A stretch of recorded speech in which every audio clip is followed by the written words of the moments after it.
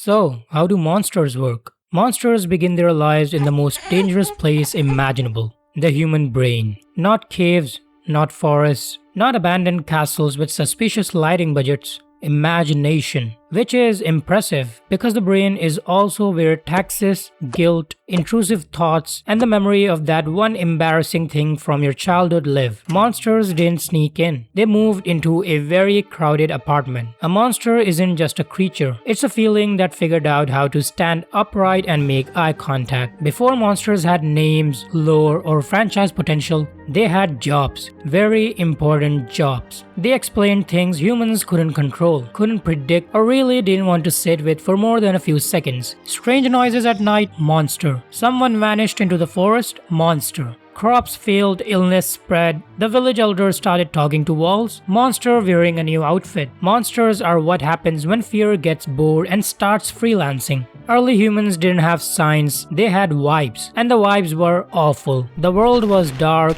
loud, unpredictable, and full of things that could kill you for calories. There were no user manuals, no warning labels, and no helpful pop-ups saying, "This plant is poisonous." So the brain did what it does best. It simplified. It gave danger a face. If fear has a shape, you can point at it. If you can point at it, you can name it. If you can name it, maybe you can avoid it or stab it. Preferably stab it. That's why monsters don't usually live in the center of town. They live at the edges. Forests, oceans, mountains, swamps, dark corners of the map labeled with phrases like, "Here be dragons," which is just ancient shorthand for "we stopped checking." A monster isn't just something scary, it's a warning sign with teeth.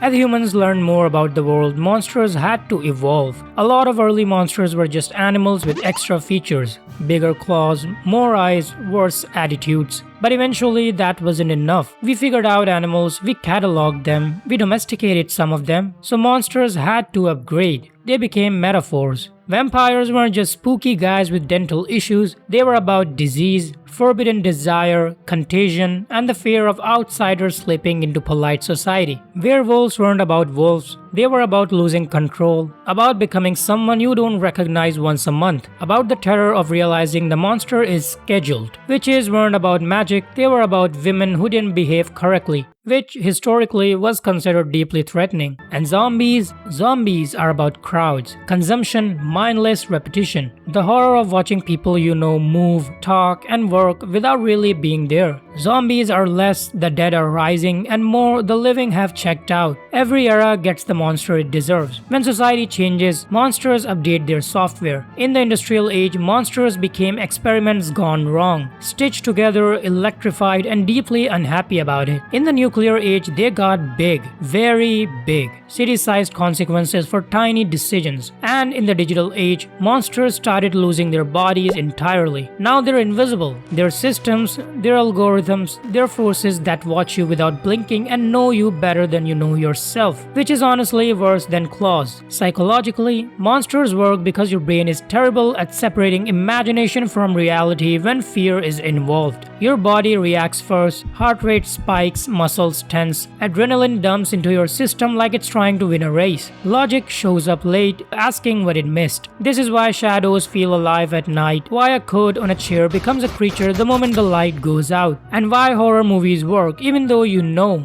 rationally that it's just actors, makeup, and someone aggressively shaking a camera. Monsters hijack pattern recognition, one of the brain's most useful and most cursed features. Your brain is constantly scanning for threats. It would rather be wrong than dead, so when it sees something ambiguous, it doesn't wait for confirmation. It assumes danger and lets you calm down later. Monsters live in that gap, that moment between probably nothing. But what if? Children understand monsters instinctively. To them, monsters live under beds and in closets, because those are unknown spaces. Adults don't stop believing in monsters, they just relocate them to places that sound more respectable. Death, failure, aging, being irrelevant, being remembered incorrectly, same mechanism, better branding. Culturally, monsters also act as moral containers. They hold everything a society finds unacceptable: greed, rage, excess, desire without restraint. When a monster is defeated, it's not just a physical victory, it's symbolic. Order is restored, values are reinforced, everyone goes home feeling slightly better about themselves until the next one shows up. And sometimes the monster wins, which usually says less about the monster and more about the cracks in the system that created it. Interestingly, monsters almost never see themselves as monsters. They're cursed, misunderstood, created by accident, punished for existing incorrectly. This isn't a coincidence. As societies matured, monsters became more complex because humans became more self-aware. We started noticing that evil isn't always external. Sometimes it's systemic, sometimes it's inherited, sometimes it's incentivized, sometimes it looks exactly like us on a bad day. That's when monsters stopped being purely terrifying and started being